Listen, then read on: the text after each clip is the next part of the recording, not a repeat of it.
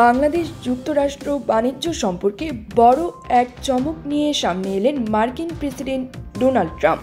বাংলাদেশ থেকে আমদানিকৃত সকল পণ্যের ওপর ৩৫% অতিরিক্ত শুল্ক আরোপের সিদ্ধান্তের কথা জানিয়ে অন্তর্বর্তী সরকারের প্রধান উপদেষ্টা ডক্টর মোহাম্মদ ইউনূসকে সরাসরি একটি চিঠি পাঠিয়েছেন তিনি। স্থানীয় সময় ৭ জুলাই হোয়াইট হাউস থেকে পাঠানো চিঠিটি ট্রাম্প নিজেই সামাজিক যোগাযোগ মাধ্যমে প্রকাশ করেন। একই ধরনের চিঠি আরও ১৩টি দেশের রাষ্ট্রপ্রধানের কাছেও পাঠানো হয়েছে বলে জানান তিনি। চিঠিতে ট্রাম্প বলেন, বাংলাদেশের সঙ্গে আমাদের বাণিজ্য ঘাটতি দীর্ঘদিনের।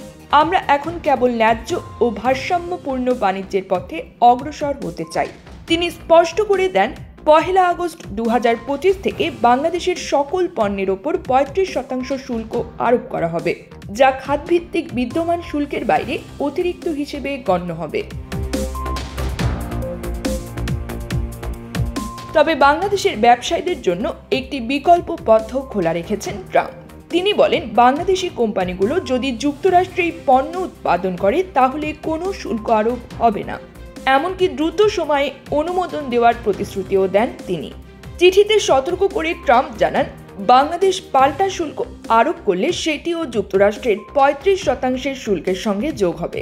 চিঠির শেষে ট্রাম্প আশা প্রকাশ করেন, ভবিষ্যতে যদি বাংলাদেশ শুল্ক ও অশুল্ক বাধা সরিয়ে নেয় তাহলে যুক্তরাষ্ট্র নতুন করে শুল্ক নীতিমালা বিবেচনায় নেবে। এই সিদ্ধান্ত বাংলাদেশের রপ্তানি নির্ভর খাত, বিশেষ করে তৈরি পোশাক খাতে বড় চাপে ফেলতে পারে বলে মনে করছেন অর্থনীতিবিদরা। এখন দেখার বিষয়, বাংলাদেশ সরকার এই চাপে কিভাবে কূটনৈতিক জবাব দেয়।